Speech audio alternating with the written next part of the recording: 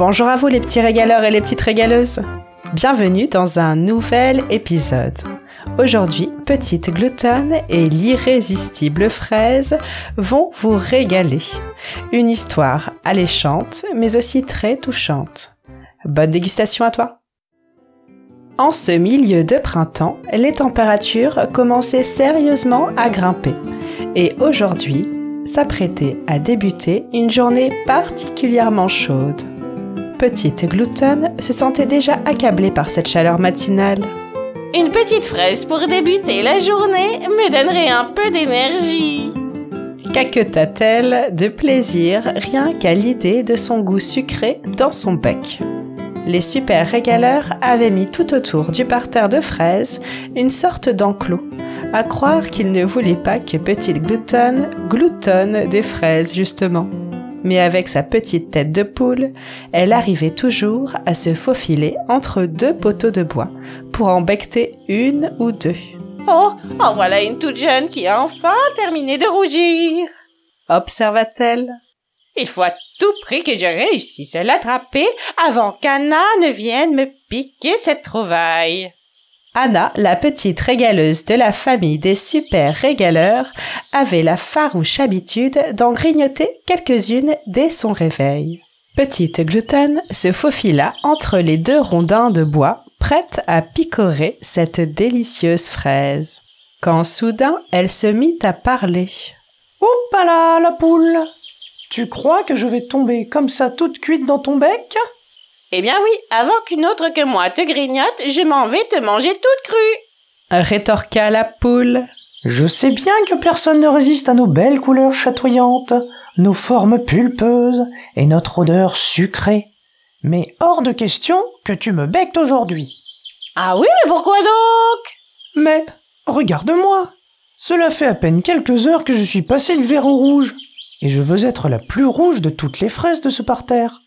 Alors, laisse-moi profiter du soleil pour que je prenne ma belle couleur de fraise.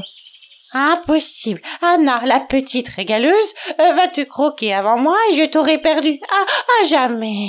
Eh bien, donne-moi donc un coup de bec pour me cacher sous ces feuilles d'épinards en contrebas. Ainsi, je n'aurai aucune chance d'être mangé. Et qu'aurais-je le droit en échange pour mon aide précieuse? Si tu m'aides tous les jours à me cacher, je te promets de grossir et rougir, à tel point que je serai la plus belle de toutes les fraises. Se pavana la petite fraise. Et c'est moi, uniquement moi, qui aura droit de te becqueter, c'est bien ça? Promis, juré, craché, si je mens, je vais directement dans le compost. Le compost était dédié la plupart du temps au reste de nourriture, mais on y trouvait aussi des bouts de carton, des feuilles, de l'herbe coupée. Et grâce aux vers de terre et d'autres petites bestioles, le tout se transformait en un substrat très riche qui servait comme terreau pour le potager. Mais il y régnait une chaleur atroce et aucun fruit ni légumes ne souhaitaient finir leur vie dans cet enfer, et surtout pas la petite fraise. Je te promets de veiller sur toi, petite fraise, que tu mûrisses juste à point, mais je ne pourrai pas t'aider contre les bestioles qui viendront te grignoter la nuit, car la nuit, je dors, moi. Ne t'inquiète pas pour ça, l'ail et la bourrache, que tu vois non loin, repousseront tous mes prédateurs grâce à leur puissante odeur. Une fois l'accord passé, Petite Gloutonne fit tout son possible pour cacher la petite fraise sous une des feuilles d'épinards. Ainsi calfeutrée, Anna ne repéra pas cette petite fraise, mais plutôt sa voisine, qu'elle goba en une bouchée. Pour le reste de la journée, Petite Gloutonne roula la petite fraise de nouveau au grand jour, pour qu'elle rougisse et grandisse grâce aux rayons du soleil.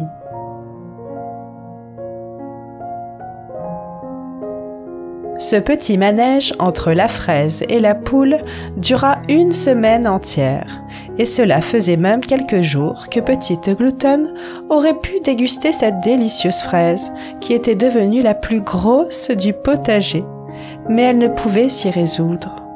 Eh bien, petite gloutonne, qu'attends-tu donc pour me manger tout cru? Gémit la fraise toute défraîchie.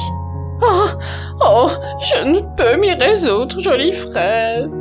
Je suis attachée à toi et je ne peux te manger à présent. Regarde ma robe rouge, elle est en train de virer au violet. Et bientôt, je serai trop mûr pour que tu me croques. Mon goût sucré deviendra amer et tu me cracheras de dégoût si tu attends encore trop longtemps. Lui expliqua la fraise.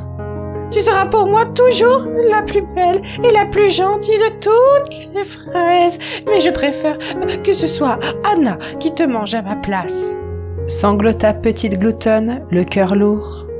Alors, demain, ne viens pas me cacher sous les feuilles d'épinards. Et quand tu viendras te dandiner jusqu'au potager, je serai déjà parti. Oui, je suis d'accord. Hoqueta petite gloutonne, toute chamboulée par l'émotion, à l'idée de ne plus revoir son ami. Merci, petite gloutonne, de m'avoir choyé comme il se doit. J'ai pu profiter des rayons du soleil le plus longtemps possible et grandir comme j'en rêvais. Et tout ça grâce à toi. Petite gloutonne, à ces mots, fut submergée par l'émotion. Elle était triste de dire au revoir à jamais à son ami. Et en même temps, tellement heureuse de l'avoir aidée à grandir et à devenir si appétissante. Juste avant de s'endormir, petite gloutonne eut une pensée pour Anna, qui allait se régaler de cette si belle fraise le lendemain matin, et cela lui mit du baume au cœur.